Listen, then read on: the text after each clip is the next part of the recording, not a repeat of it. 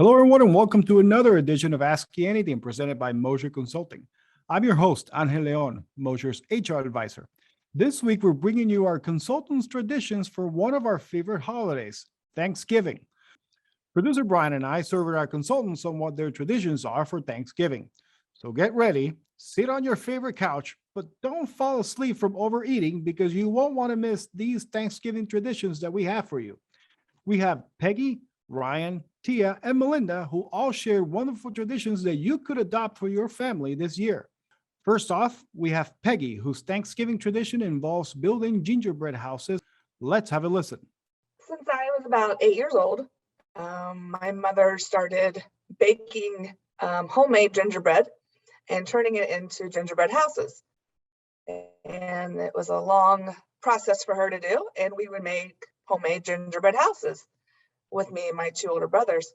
A few years after that, we carried that tradition on to the extended family, and our cousins all then got to do it. And that's about 13 families that my mom would make these gingerbread houses for. And that was a Thanksgiving Day tradition. After we eat our big meal, we would then make the houses. The only rule we had with our houses, of course, was everything had to be edible. There was nothing, no toys could be added. Everything had to be edible. We still do that tradition today. 35 years later, maybe. My mom is still making gingerbread houses for not only me and my brother's families, but also for my cousins. Once Christmas is over, we let that gingerbread house go and sit outside and let the birds have their little feast on Christmas Day. Of course, when we were little, we would eat our houses. My mother would get so mad at us. I look back now thinking that was very disgusting with the dust and the stale candy. And my kids, I guess, eat on the house today, the house that they build, and they eat that same candy, and I remind them how disgusting that is. So do they eat it? Do they eat it leading up to Christmas, or like just a little bit at a time? Does the house slowly disappear as you get close? It's almost like an advent calendar of gingerbread. Yes, exactly, an advent calendar. Exactly, just slowly disappears. By Christmas morning, the house looks pretty pathetic. Sometimes it gets set outside early for the birds. Nice. Coming up, we have Ryan, who has a Thanksgiving tradition involving the song Alice's Restaurant with his brother and his dad that should bring a smile to your day. Here's Ryan. All right. Well, ever since I can remember, going back to early childhood years, something that my dad and my brother and I would always do each year was listen to a song that's played on the radio called Alice's Restaurant. The song was written back in 1967. It's incredibly long, really silly. I'd encourage everybody to listen to it at least once because it is really kind of silly. It's about 18 minutes long. But it's played on his favorite radio station, 104.7 WTUE out of Dayton, Ohio. And it was something that we started a lot of times when we were kids. We would travel to his brother's house. And the time that we'd be traveling, it was on the radio during that time. So it started that way. For probably the last 10 to 15 years, they've been hosting it at their house. So we don't have that travel, but we step outside, we go out to his truck, and we'll open the truck door up, start it up, and we'll play the song, and we'll just kind of stand there shooting the breeze and kind of listening to the song for that about the 18-minute length of time while our turkey is cooking, and just kind of reliving those childhood memories a little bit at a time with listening to that song. Cool. All right. Thank you very much. We appreciate you sharing that with us. Hey, you're welcome. Absolutely. It's a very, very silly tradition, but it's fun sometimes to share those with other people. Yeah, and now everyone enjoying this episode of Asking Anything will, if they've heard the song, have it randomly pop up just running through their head at some point later today. So you're welcome for that, everybody. Thanks. All right. Thanks again. Next up, we have Tia, who has one of the most unique traditions I think you'll hear. And you hear me laughing because this one is a doozy. They are a naps and crafts household. And if you want to know what I mean by that, let's listen to Tia tell her story. I actually have two quick ones. The first one is like post food floor naps.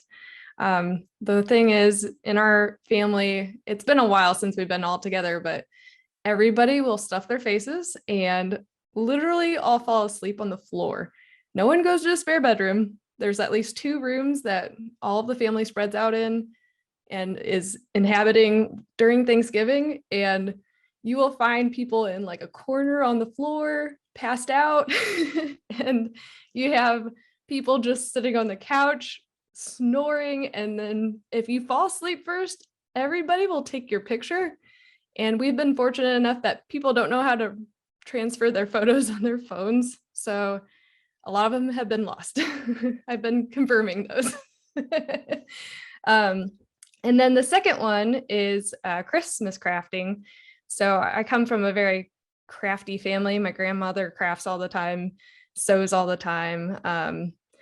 And we usually do a Christmas craft every Thanksgiving. So it's either Oriental trading type things or somebody finds something on Pinterest. So you take out the popsicles, the felt, pine cones, whatever, and you make yourself a Christmas craft. And we would make one every year. Recently, because everybody has grown up, it hasn't happened as often, but it's something that I'm probably going to start picking back up again. We have the popsicle stick sleds. There's popsicle stick snowmen. We've had a lot of reindeer. There's a lot of reindeer. There's origami reindeer, felt reindeer, and then some type of wooden spool reindeer with like Christmas bells on it. Like you hot glue everything. So pretty fun. And finally, we have Melinda, who is back with us, sharing her gingerbread making stories, and her tradition, while similar to Peggy's, is quite interesting, and it comes with a twist in the end. So here's Melinda with her Thanksgiving tradition. So my family's we're a little more fun oriented maybe than a lot of families. On Thanksgiving, like after we're all done eating and all the great food and everything, and some people go off and watch the game, we get all of the kids together and we go and put them all around a table and just get tons of decorations, and we decorate a gingerbread house. So we'll have it, pre-built, and all of the little kids, all the grandkids, my nieces and nephews, we just let them go wild with it. And, we have every type of possible candy to put on it, and gumdrops, and little Hershey bar bricks for the roof tiles, and we let them do whatever they want to do. We even have like a platform that we put it on. They can decorate like the yard of the gingerbread house. Oh, nice. Yeah, get it just really interesting. And each kid has like an area they can decorate so they can make it their own. And we just let them go crazy with it. But then at the end of the night, one person becomes the guardian of the gingerbread house, somebody from the family, either me or one of my sister-in-laws. And that person has to take it and keep it until Christmas. So then at Christmas, when we get back together, wherever we end up getting together at, we'll bring the gingerbread house back, and then we destroy it in new and creative ways over Christmas. Okay, I like where this is going. So like one year, my brothers both work in a car dealership shop, like as mechanics. So they took the airbag out of a wrecked car, and we set it outside and put the gingerbread house on top of the airbag and blew it up so that it flew into the air with great force. That was a lot of fun. You know what? Those things are more powerful than you think. It really ejected high. I mean, we were standing back, but honestly, we were not back far enough. It really ejected into the air. They're very powerful. So like Brian said, has it landed yet? Because those things No. I'm pretty sure we put pieces of it into orbit. But other years we have, put it over a bonfire and lit the bonfire and watched it melt. We have put it out like into a field and shot at it, or pellet guns nice. shot at it, BB guns shot at it, just about anything you can think of, we've destroyed it. And then we generally leave the little pieces of gingerbread out for the birds to come and nibble on, because they're usually getting pretty hungry about that time. So I want to go to the start of the story. So I'm guessing this isn't a run-of-the-mill buying box set of gingerbread houses like I do, for example. Well, sometimes we start with that. Like, well, generally so one year I actually made the gingerbread and cut out the sides of the house and everything. And I realized what a large amount of work that is. Yeah. And it's really hard to get it even and everything. So just to simplify things, we generally start with like your stock gingerbread house that you just Mhm. buy from any big box store, right? But sometimes we'll buy a couple of them and we'll kind of make it our own, but it gives you the starting pieces, like to kind of put it together and get them a start. But we always buy tons and tons of extra decorations and extra candy canes, and we're always, cereal, like the rice Chex cereal makes great roof tiles. Like they look like little shingles, and different. We've experimented with different types of cereal for it, and the kids look forward to it every year. They love building it, and my sister-in-laws don't look forward to keeping it every year. It's always Of a course. point of contention about who has to keep this gooey, sticky, sweet gingerbread house for 4 weeks between Thanksgiving and Christmas. And Have any of the kids ever balked at the destruction time, or has enough time passed that they're over it and they're like, yeah, whatever? So maybe the first year, but after that, they love it. I mean, they can't wait until, and they want to know how we're going to do it this year and what it's going to be like. Like if we were to explode it the same day, like I think they would be upset. But like knowing that it's been there for 4 weeks and It would be time to everybody's, throw it out anyway.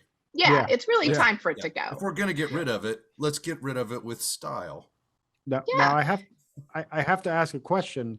What are the parameters on choosing who keeps it? Because I'm guessing there's got to be some sort of, you lose a game, you get to keep this thing in your house. Or if not, he just gave you a really good idea for deciding in the future. Yes. I think that that's a great idea, because a lot of times it's just like, hey, you haven't done it in a couple years. You're going to take this one. Or either that, or my parents will just drop it off at somebody's house while you're at work, and you'll come home and it'll be sitting on your kitchen table. Oh, there's not a better surprise in that one. Yeah, that's a lot of fun. But it's a lot of fun, and it gives the kids two things to look forward to. They look forward to building it, and then after some time they look forward to watching it go away. So, and it's better than just throwing it in the trash can. Yeah, it has a beginning and an end. Now, going back to the formation of it, I'm sure you guys probably have made some very cool designs, because if you're buying 2 or 3 of those boxes, you're getting 2-story houses, you're I'm getting seeing a maybe a gingerbread high rise. Yeah, gingerbread condo is in my head. A The condo, gingerbread like- condo. Well, we still have a lot of the kids are still very small. A lot of my nieces and nephews and my great nieces and nephews, and we want them to participate and be an active participant. So we don't put too much engineering into it. We want them to own it, like it to look like they want it to look. And kids, they want it to be fun and have so many candy sprinkles on it. And so we kind of let them own it. We don't over adult it. A lot of these projects, you go to the school projects and you could see the ones that the adults like totally did because they're over engineered. Oh my gosh.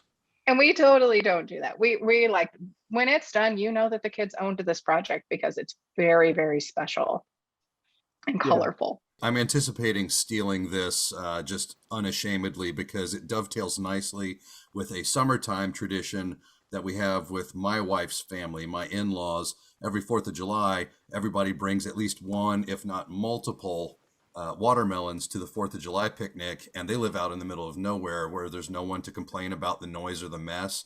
And we explode watermelons with giant firecrackers and other stuff like tannerite and rifles out in the country every 4th of July. So I think this constructing gingerbread houses at Thanksgiving, destroying at Christmas thing could be a nice opposite end of the year mate for that level of destruction that we generally participate in the I thought you were going summer. to say that you were going to build it in Thanksgiving and then wait until summer to destroy it.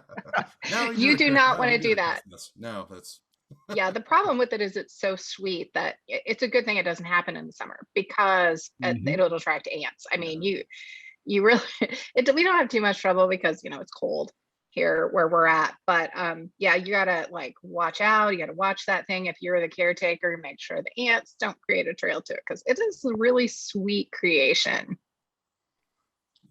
Yeah, it's one of a kind. So that is actually a very neat tradition, I gotta say. Yeah, we've been doing it for a lot of years. I can't even remember everything we've done to it. I almost wish we always take a picture of the gingerbread house, but not always the aftermath of Christmas with the gingerbread house. And there's different years we haven't. We've had to wait until New Year's to do it because maybe not everybody was there at Christmas or whatever. Or I mean, at Christmas, the weather or whatever. But either Christmas or New Year's, we usually get it done.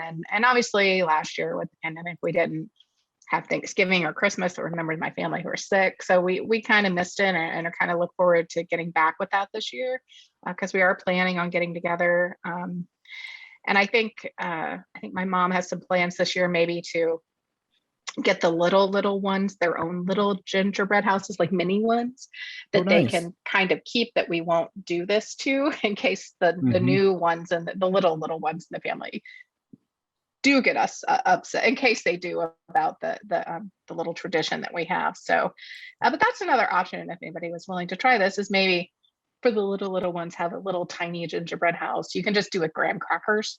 You don't even have to buy a kit for a mini one. Sure, you can just put a couple graham crackers together, kind of seal it with icing, and they can kind of do their own little decorating. And that one doesn't have to be necessarily a part of the other fun. Yeah, you can do a 1 bedroom, 1 bathroom kind of a thing. Just and efficiency. Yeah. And on that note, thank you, Melinda, for joining us today. We really appreciate it. All right. Thank you. Thank you for listening into this week's edition of Ask You Anything presented by Mosher Consulting. We hope you enjoyed listening in to our Thanksgiving Traditions episode. Join us next week when we continue to dive deeper with our resident experts and what they're currently working on. And remember, if you have an idea or a topic you'd like us to explore, please reach out to us through our social media channels. In the meantime, please remember to give us a rating and subscribe to our feed wherever you get your podcasts. Until then, beware of turkey coma, and so long, everybody.